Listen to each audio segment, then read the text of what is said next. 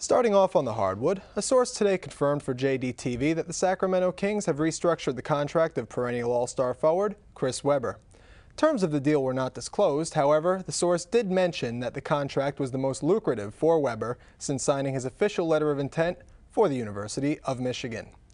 Keeping our attention on hoops, several coaches, both in the collegiate and professional ranks, testified before both houses of Congress today.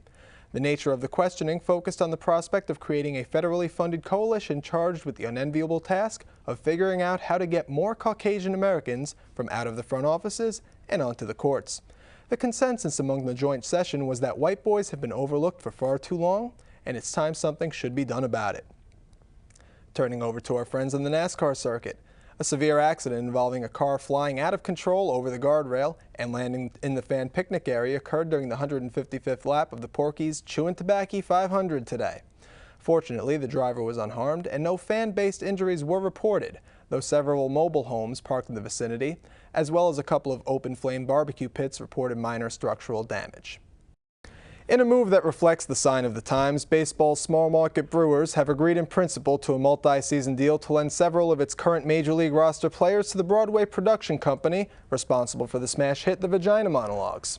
Although unconfirmed by either party, JDTV moles have confirmed the theater company is planning to create a spin-off where the ball players would earn their acting chops. The working title for the spin-off? The Penis Soliloquies. In acknowledgement of the fans' long-standing dedication to their chosen craft, the Philadelphia Chamber of Commerce today has announced plans on sponsoring a Philadelphia Flyers Obnoxious Fan Day next season and every season thereafter. As part of the proposed day-long festivities held in the arena parking lot, each fan 18 and over attending the game that night will be handed their own Obnoxious Fan goodie bag, complete with a six-pack of rusty old AA batteries and a handful of pennies. All fans are encouraged to use proper discretion when tossing the items onto the ice in their attempt to intimidate the opposing team. And just like that relative you never want to hear from, the Professional Bowlers Tour came from out of nowhere today and made some news by promoting their new diversity program.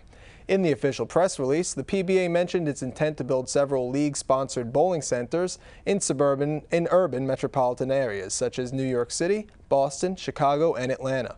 The goal is to attract minorities to the sport in hopes of them someday making it onto the Pro Tour.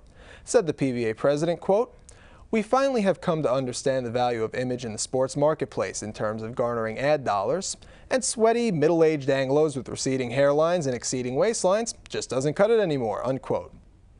Amen, brother.